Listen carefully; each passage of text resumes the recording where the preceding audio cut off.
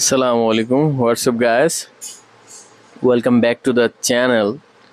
So, guys, conversion update. এটা হচ্ছে নিশান Juki এটা হচ্ছে একটা ক্রিটিক্যাল কার। এটা সবাই দেখা যাচ্ছে এলপিজি করতে পারে না।